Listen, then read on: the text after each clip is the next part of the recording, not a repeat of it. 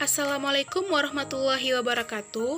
Perkenalkan, kami dari kelompok 12 akan mempresentasikan tentang partikel dalam kotak. Kami beranggotakan Wilda Hayati, saya sendiri Anissa Krimah, dan dia Afdila. Materi pembelajaran kita pada hari ini yaitu yang pertama, membahas apa itu partikel dalam kotak. Yang kedua, partikel dalam kotak satu dimensi, partikel dalam kotak 2 dimensi, dan partikel dalam kotak 3 dimensi. Baik, yang pertama kita akan membahas terlebih dahulu apa itu partikel dalam kotak. Dalam mekanika kuantum, partikel dalam model kotak atau sumur potensial tak terbatas atau alur-alur yang tak terbatas juga menjelaskan partikel bebas bergerak dalam ruang kecil yang dikelilingi oleh hambatan yang tak terembus. Dan model ini terutama digunakan sebagai contoh hipotesis untuk menggambarkan perbedaan antara klasik dan sistem kuantum. Dalam sistem klasik, misalnya bola itu terperangkap di dalam sebuah kotak besar. Jadi partikel dapat bergerak dengan kecepatan apapun di dalam kotak itu. Nah, dan tidak lebih kemungkinan ditemukan pada suatu posisi daripada yang lainnya. Namun, ketika sumur menjadi sangat sempit atau pada skala dari beberapa nanometer, efek kuantum itu menjadi penting. Nah, partikel hanya dapat menempati posisi tertentu pada tingkat energi. Nah, demikian juga tidak pernah dapat memiliki energi nol, yang berarti bahwa partikel tidak dapat duduk diam. Nah, selain itu, adalah lebih mungkin ditemukan posisi tertentu daripada yang lain, tergantung pada tingkat energinya. Nah, partikel kemungkinan tidak pernah dideteksi pada posisi tertentu yang dikenal sebagai node spasial. Selanjutnya, sifat gelombang partikel. Nah, sifat gelombang partikel bergerak mengarahkan pada konsekuensi yang jelas jika partikel itu dimutasi pada suatu daerah tertentu dalam ruangan alih-alih dapat bergerak bebas.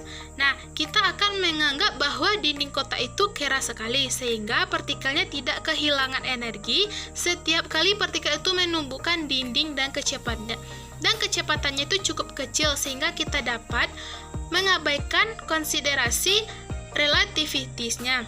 Nah, dari pandangan gelombang, sebuah partikel yang tertangkap dalam kotak adalah analog dengan gelombang berdiri pada tali dipantang antara dinding kotak itu. Nah, dalam kedua kasus ini, variabel gelombang atau pergeseran transversal dari tali, fungsi gelombang dari partikel bergerak harus nol pada dinding karena gelombangnya itu berhenti di tempat itu.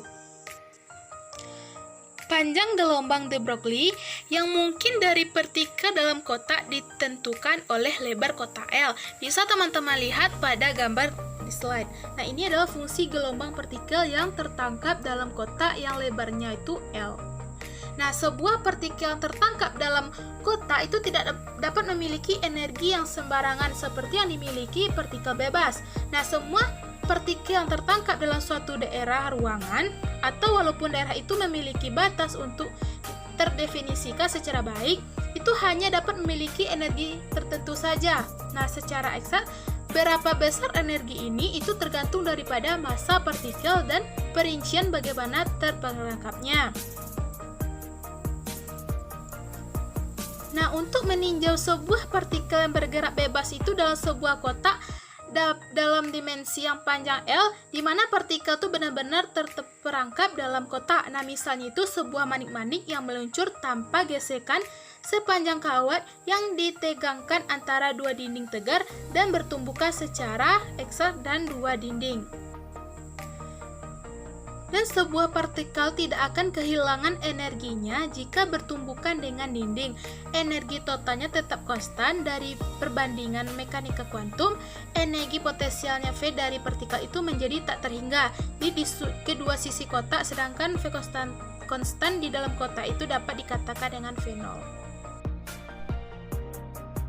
Baiklah, saya di Afdila akan melanjutkan materi selanjutnya yaitu partikel dalam kotak satu dimensi.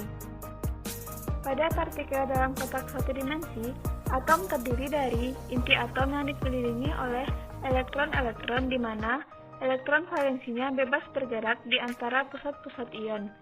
Elektron valensi geraknya dibatasi akibat adanya gaya tarik elektrostatik antara pusat-pusat ion positif dengan elektron-elektron valensinya. Contohnya, tinjaulah sebuah elektron bermassa N yang bebas bergerak di dalam kotak potensial satu dimensi yang sangat tebal. Lebar kotak L dan tingginya, dan kajilah sifat-sifat dan perilaku elektron tersebut di dalam kotak ditinjau dari tingkatan energi dan fungsi gelombangnya. Pembahasan. Langkah-langkah yang perlu diperhatikan dalam mengkaji sifat dan perilaku elektron di dalam kotak potensial tersebut adalah: yang pertama, tentukan terlebih dahulu potensial elektron di dalam maupun di luar kotak. Yang kedua, hitung tingkat energinya ketika berada pada suatu posisi tertentu. Dan terakhir, lukiskan kerapatan probabilitas elektron dari fungsi gelombang yang terbentuk. Saya Wilda Hayati, NIM 18231040, akan melanjutkan penjelasan, yaitu tentang partikel dalam kotak 2 dimensi. Partikel dalam kotak 2 dimensi. Dalam model ini, kita mempertimbangkan sebuah partikel yang terbatas pada bidang persegi panjang dengan panjang Lx dalam arah X dan Ly dalam arah Y. Energi potensial adalah 0 di mana-mana di bidang ini dan tidak terbatas di dindingnya dan di luarnya. Jelas sekali bahwa ini adalah perpanjangan dari partikel dalam kotak satu dimensi ke 2 dimensi. Persamaan Schrödinger. Persamaannya dapat teman-teman lihat pada PPT kami. Ini adalah persamaan diferensial parsial yang melibatkan lebih dari satu variabel, yaitu variabel X dan Y. Namun, bentuk persamaan ini sedemikian rupa sehingga terbukti mungkin untuk memisahkannya menjadi dua persamaan diferensial biasa, satu untuk setiap variabelnya.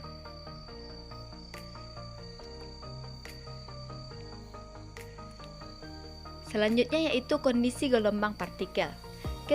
Ketika dua fungsi gelombang yang berbeda sesuai dengan energi yang sama, kondisi ini dikenal sebagai degenerasi. Dalam hal ini, tingkat energi 5H² per 8 ml² dikatakan mengalami degenerasi ganda. Perhatikan bahwa degenerasi terjadi bila ada simetri tinggi dalam sistem, yaitu bila bidang yang dibatasi partikel berbentuk bujur sangkar, tetapi tiap sisinya tidak sama panjang.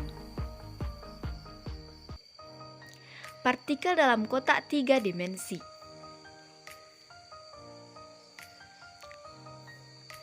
Partikel dalam kotak 3 dimensi pembahasannya lebih luas. Sistem pada contoh 1 di atas dapat kita kembangkan menjadi sistem partikel tunggal dalam kotak 3D, yaitu yang memiliki panjang, lebar, dan tinggi. Baiklah, sekian penjelasan dari saya kembalikan kepada moderator.